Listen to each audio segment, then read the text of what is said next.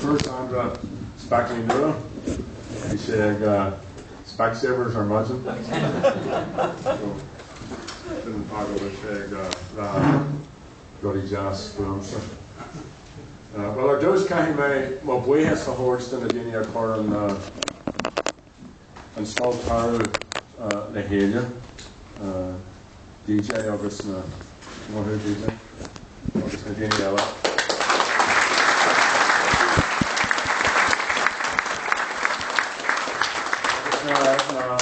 Na counter all August, just like we just brought the hand my own.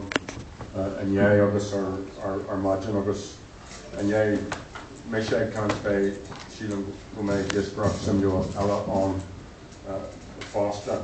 August no them no Dini bar make sure I can't see me see sort of street may note August for my script here you August is in or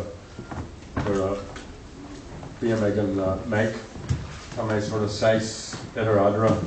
Maar leert mij mak, leert mij met zo mak no kans om een klein maar door de landing en zo rodi Samuel August zijn Corin swinta alla at de klein ook zijn Jannie met Jeno er een script August kop de swinta alla just the bit of a dilemma for people like myself coming up to speak is that you prepare a script and it goes out to the media and never sees the light of day anywhere. But that's another text. But you always feel a bit sort of limited that you have to stick to the script to some degree or other, despite the fact that in the course of last night and this morning you hear all sorts of thought-provoking contributions which make you want to change what you wrote isn't adequate. But you know, I think one of the big things at this time is that to say very, very clearly is that we deserve better than this. Our people deserve better than what we have at this time, and we have to do something about it. And it is possible to do something about it. It isn't that this is set in stone, that it can't be changed, that the Conservatives are always going to have their way. They're not. If we get strategic and get together and unite and work, people of the same mind, the same broad mind as ourselves, work the here. And I'm minded of two things. We launched Féin na Lake in Yea. Agus ta Féin na Lake we fired out of Anam Sean O'Riordan. Agus the Kyotor Untag Sean O'Riordan. Rinshay and Kyotor Fahanya and Scannon Searshaw. Agus Misha Ura. Screeve Shialan. Altana Granmore, Altana Samuel, Corse Acul and Offran O'Riordan, Vonu Shea and Catafaclatar Kiltary Coolum, August Hussey Shea and sort of revival in the 60s, August and Féin on ag Gerry and me Shaw, August Tashay, August Beishay Mar Mehel. Tadini ag chat le héile cion ceol agus crack agus ruddy mar sin a dhéanamh. So sin sample and says up where bhfuil janta ar fud and cheer agus an stoich ag an uair seo. And sin féile eile, sin féile an phobal. Sin agus tá an leoring seo sír agus tá sé ag an doras. And sin sampla alo dine ag chocolate clelia uranta jacker kion shasov ayanu agus kul agus crack agus dramiak agus ruddy ala marshin ayanu. Just two sort of examples. Volunteerism is very, very much alive across this island, and one of the great sort of pleasures out of the work that I do is that you keep meeting people all the time. We're working away in communities who have a different vision, who wouldn't see themselves as party political, or might even see themselves as political. But they're working with our young people, they're working with people who are on the margins, they're working on the environment, they're getting little cooperatives going. I've just made up what Bobby Balla was saying this morning about the great revival at the end of the century before the last and coming into 1916. All of those ideas were percolating about, and this part of the country, this West Cork part of the country, has a great history of that type of radical progressive thinking. And the Oreada school, or the Oreada Féin na Leacht at the end of this month is an example of that. And now, neighbours coming together, all the artists, Christy Moore, Glenn Hansard, Nicola Young, the Daniela, all coming together, giving it free. Same thing with Féin and Fubble, found in a real tough time in Belfast and in West Belfast, when the community there that I represented at that time was described as a terrorist community, and we said, fuck off.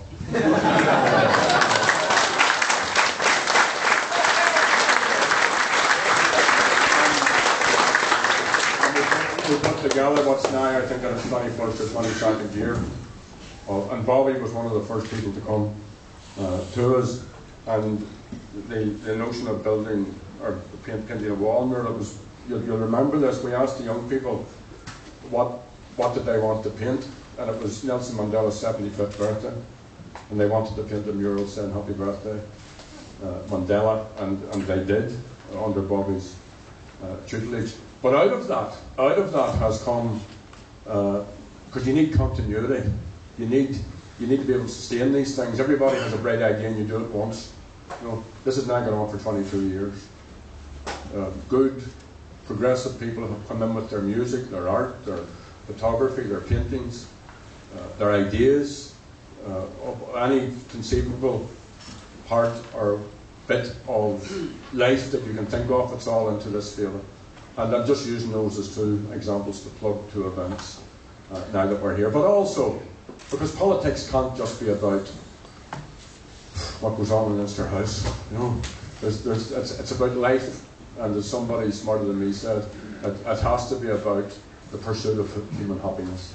That's what it has to be about. And we meet so many people, or we know so many people, who are just oppressed, downtrodden. And you see, there's a choice for some of us. We don't have to be working at this stuff. You know, you can take yourself out of it. I wouldn't blame people who do.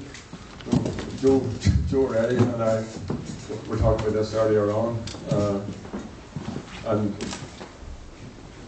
we've made a choice to be involved in struggle, or to be involved in activism, however limited that may be, or however productive that may be. But it is important that we judge our society by certain core values. And that has to be the starting point of any decision that we make in terms of what we want to spend our lives doing. So I'm not going to go back to the script. But what I want to do is to start basically with partition, just because it was the great counter-revolutionary act of the establishment, that they stopped the revolution. You know, look at the 1916 proclamation, the modern mission statement of democracy and of Irish republicanism. One of the finest documents ever written, and for Republicans to get it in one page is a bit of a miracle. But even at its starting point, it addresses itself Irish men and Irish women, at a point when women didn't have a vote. So this was a radical, progressive declaration of intent. And it's in the core values that are part of that we find, or that we should make some judgment on society as it is now, and on a new Ireland, on a new republic, on a united Ireland as we seek to develop that. But the interesting point about partition is that the Brits held on to the most economically advanced part of the island. The most industrialised part of Ireland at that time was in the northeast. Before partition, Ireland exported 20.9 million of manufactured goods, but 19.1 million of that came from the Belfast hinterland. So that presented a huge challenge, even for a more conservative, for a less conservative regime that came in after the Civil War. Presented a huge challenge. And one of the economists at the Uniting Ireland Conference in Dublin recently said, by amputating the industrialised North, partition presented the government with a massive challenge of modernisation and industrialisation. It distorted and infected politics and economics on this island. It created two conservative states ruled by two conservative elites. And a big focus for people of my generation and people from the North, of course, has been on the Orange State and in the nature of that state. But if you reflect on the type of state that was established here, equally conservative, equally guilty of all of the, and they're all coming, all those chickens are coming to roost over the last 2 decades. So what do we have? We have a very small population, but we have two everything. You know, we're about half the size of New York, we're certainly half the size of London. We have 2 states, 2 governments, 2 public and private services, 2 sets of currencies, 2 tax systems, 2 sets of laws and regulations, so that no part of the island is immune from partition. Even the way down here, in this beautiful part of the country, while people might not connect with the effects of partition, it still has a distorting effect on what's going on here. And it has divided our people. And you heard Frankie Gallagher talking here last evening, those of you who were here. And some of you may have been surprised at some of the things that he said, right? But he will have left here today, and he's on a journey. I'm just using him as an example. There's lots of other people on the same journey. And hopefully in another 5 years he'll have moved further along that journey, and in another 5 years further along that journey. And it reminded me of the reading from Bobby's poetry, or not his poetry, from his Gerry last night, where he said, when the people of Ireland have the desire for freedom in their hearts, it's then we'll see the rising of the moon. And when Frankie was asked about United Ireland, he said, well, if it happens naturally, and if it comes to the point where people are sort of for it emotionally, then that's okay. And it struck me there was an echo of what Bobby had written in his prison cell, and what this former hardline loyalist guy was saying to us. And then all the clarity of equivalence between working people. The awfulness, we used to use the term in the North, at least my granny used to use the term in the North, it was tuppence, halfpenny looking down in tuppence. There was no real difference between the conditions of people in the Shankill or the people on the Falls, but we were divided in order to let the old colonial mantra of divide and conquer. So, the fact that for the whole history, from partition up until recently, there were only 2 years that there weren't political prisoners in the North. Just 2 years. There were people interned in the 20s, 30s, the 40s, the 50s, interned, that's without trial whatsoever, right up until internment was ended maybe 15 or 20 years ago. A police state. But the thing that always offends me, just the savage differences between working people, and then the sectarianism that sustains those differences and has people doing the awful things that have been done by people sometimes, because these groups were set up by the British. The UDA was set up by the British. The UVF was rejuvenated by the British. The methods that they used in Kenya and Aden and elsewhere in their colonies were used in this country as well. And a lot of these loyalist people have now come to realise that. So, obviously the circumstances have changed. It's still a journey, still a process since the Good Friday Agreement, but the border still represents a very, very significant barrier to us as a people having full and absolute ownership of our own destiny. And also it has a hugely negative impact on any effort to develop our economy. And a lot of that's down to maybe the unionist mindset and to what the Brits have been doing for a very, very long time. But we also need to recognise that it's also embedded among the policymakers in this part of the island. The people who run the state, the permanent government here, are deeply partitioned. The policy of the 26th county, they think state, they think free state, and I don't use that term in any insulting way. That's the way that they think. And part of our job is to get people to think all island. All island economy, all island health service, all island energy service, all island agriculture, education, and so on and so on. So there are lots to be talked about, and there is a debate which is needed. And those of us who are United Irelanders need to put the great Connolly maxim into effect. The social and the national are opposite sides of the one coin. So it isn't just a matter of trying to get things right in this state, although that would be hugely important for the benefit of working people and for those who are oppressed by the economic situation.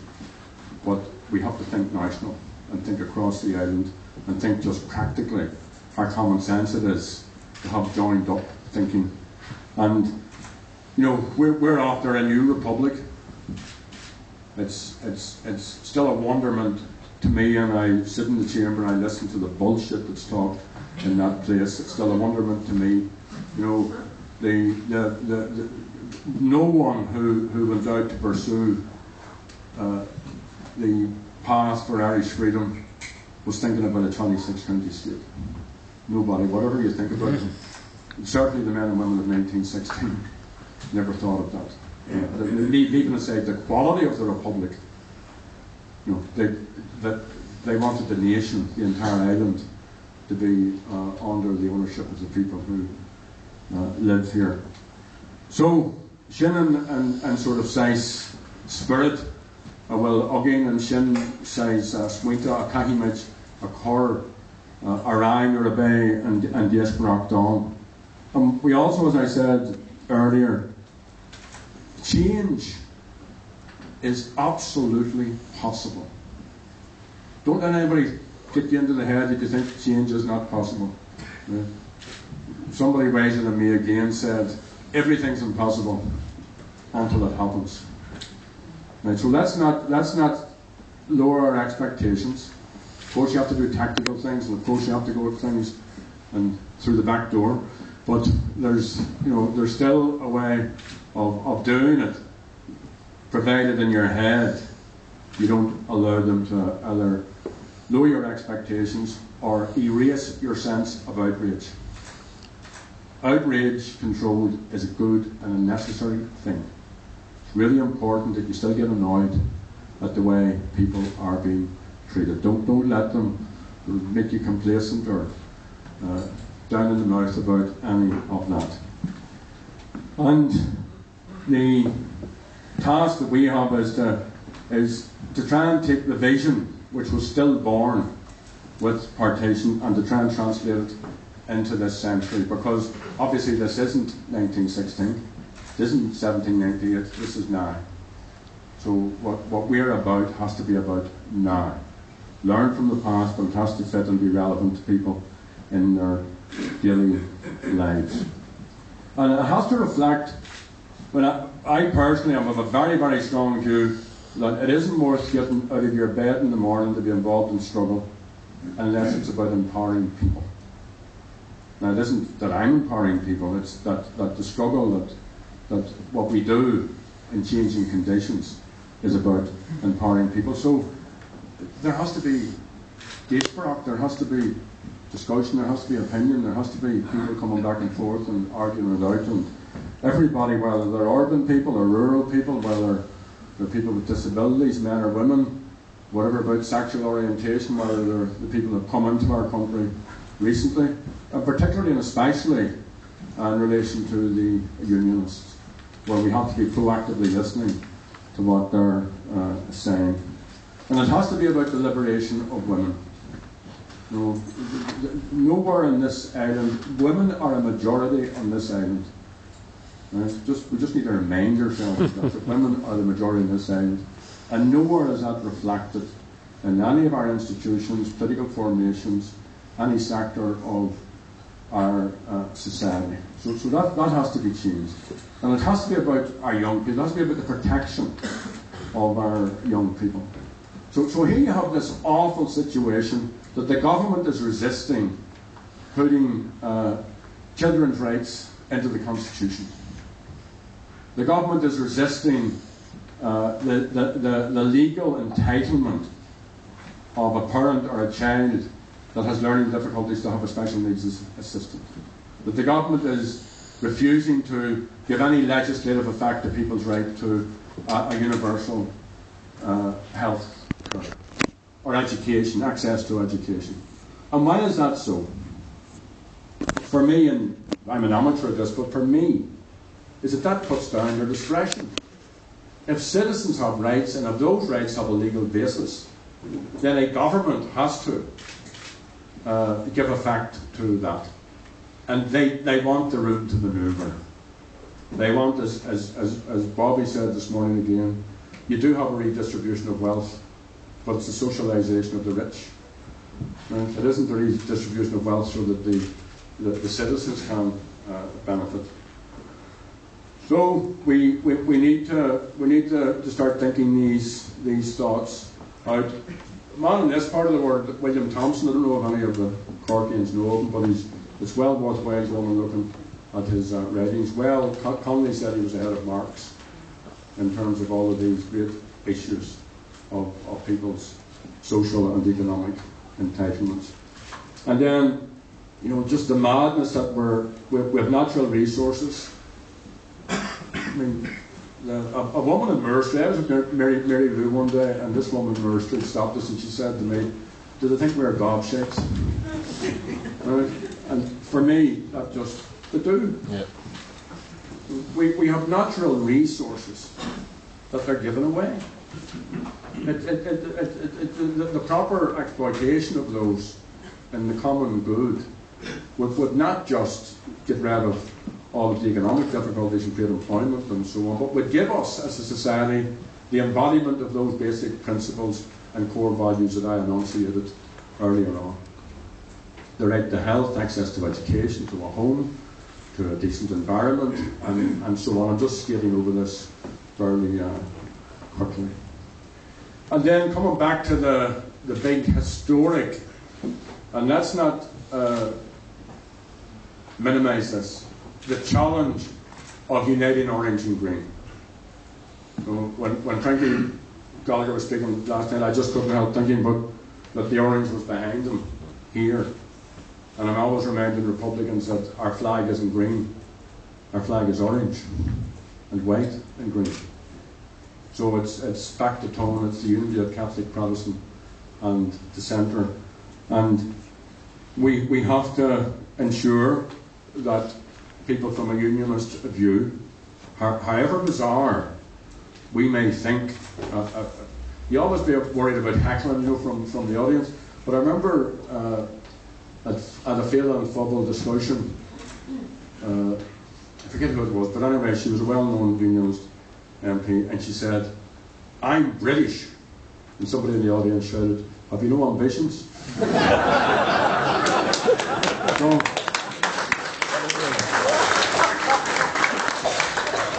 So no matter, and that's provocative, right? But it's also true. But it's very hard for us to understand that. I come from the city of Belfast, and it's very hard for me to understand that. But we have to try and understand it. And whatever it is, we have to try and embody that into whatever type of new Ireland that we build. And we have to be prepared to look at ideas of institutional and constitutional and other arrangements that we normally wouldn't think of, whatever they are.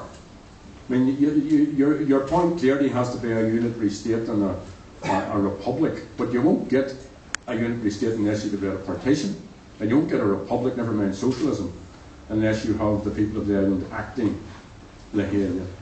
And what you have at the moment is increasingly the centre of gravity being in this island. Now, we don't have all the powers we need in Stormont, and it's an irony that we're fighting for fiscal powers in the north while the government in the south is giving away fiscal powers. That's one of the strange ironies of our time. But we have to keep working.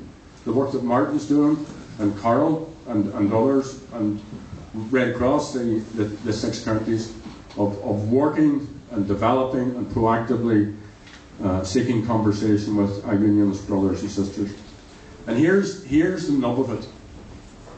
Equality is the nub of it. Equality is the core of what we have to be about. And equality makes sense, leaving aside it as an ethical question, it as a political concept or a social concept. Equality makes sense. Inequality costs more. Just stokes it up. Just stokes up all the problems.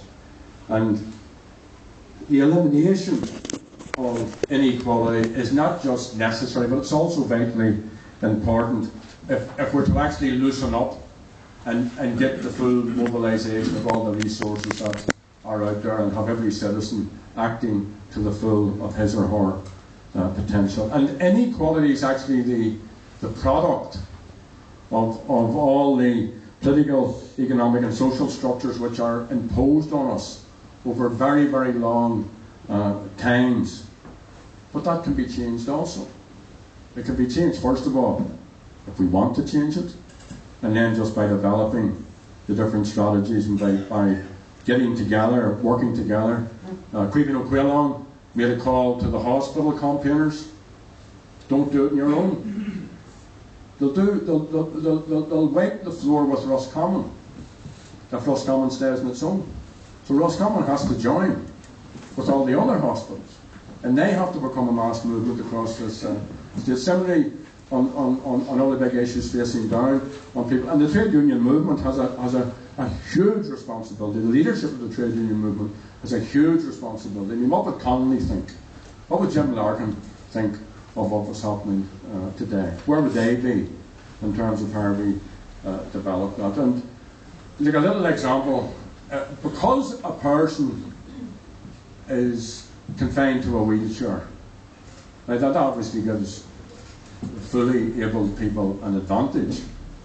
But because a person is not able to walk, that shouldn't make that person unequal. You know, in terms of most buildings are not adapted to allow that person free access and so on and so forth.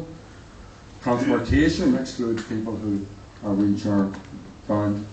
But it only needs a few adjustments to sort that out. That's a simple thing. And that principle, I think, applies right through all that we're wanting to do. Because you're from a rural area, you know, you shouldn't have access to hospital care. Because you're a person who comes from a working class background, whose parents can't afford to get you into third level education, that shouldn't. They're all mostly man-made concepts. And we can choose either to perpetuate these or to change them. And just as inequality is socially constructed, equality can be socially developed to replace it. So we need a debate about all of that, because it's a choice. It's a choice about whether we want our society to be equal or unequal, and it's a bomb question. I mean, you could predict the answer if you ask the Irish people tomorrow morning: do they want an equal or an unequal society? To a man or a woman, they would say we want an equal society. So it's a matter of trying to mobilise that sentiment. It's also a time for, I use this term advisedly, nation building. You know, again, one of the other speakers said, let's not waste a crisis. You know, and I believe this both in my own life and struggle. Out of every bad situation, good can come. But it mightn't necessarily come just of its own accord. You have to look for it, and you have to work on it and develop it. So in terms of Sinn Féin, we shouldn't judge Sinn Féin by how many seats we have, by how many places in government we have, by how many votes we get, although that's all very, very important in terms of building political strength. Sinn Féin should be judged about how we use that political strength. We should be judged by what changes we have brought about. That's the the judgment I would like to make, I ask other people to measure what could be seen as our success. Because other parties, as we know famously, have been in government for decades, have had huge majorities, and haven't brought about any change whatsoever. So we're in transition as a people. To use the metaphor again, we're on a journey. To go back to the period of leading into 1916, and we're now into the centenary lead into that. The English Queen came then. At that time, I think about, was it 1913 or something? When was it? 1912. Joe was there at the time. He was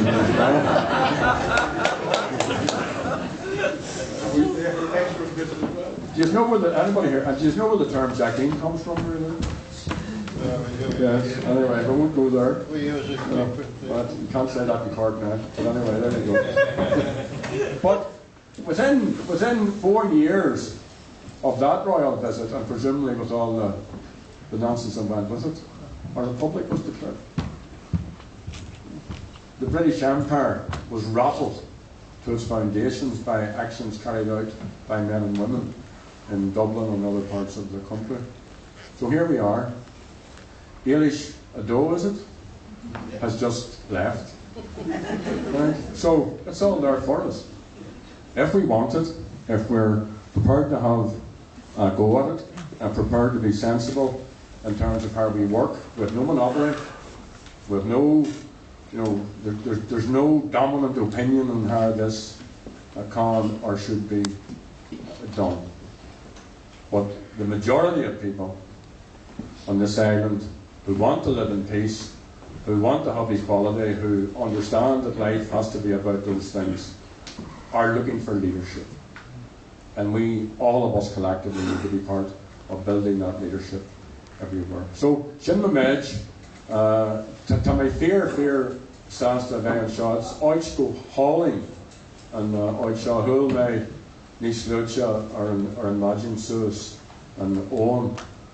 Solon, I went walking earlier this morning. It's a beautiful part of the world. The river, by the way, and the Solon, am I pronouncing that right? Is the only male river on the island. Oh. Because it what, Karen? You've been bluffed. That's a carry man. Because it flows towards the moon. So that's all of us flow towards the moon. August Maradur, Bobby Sands. It's then we see Eru and Garliak. It's then we see the rising of the moon. Go to Mila Margaret.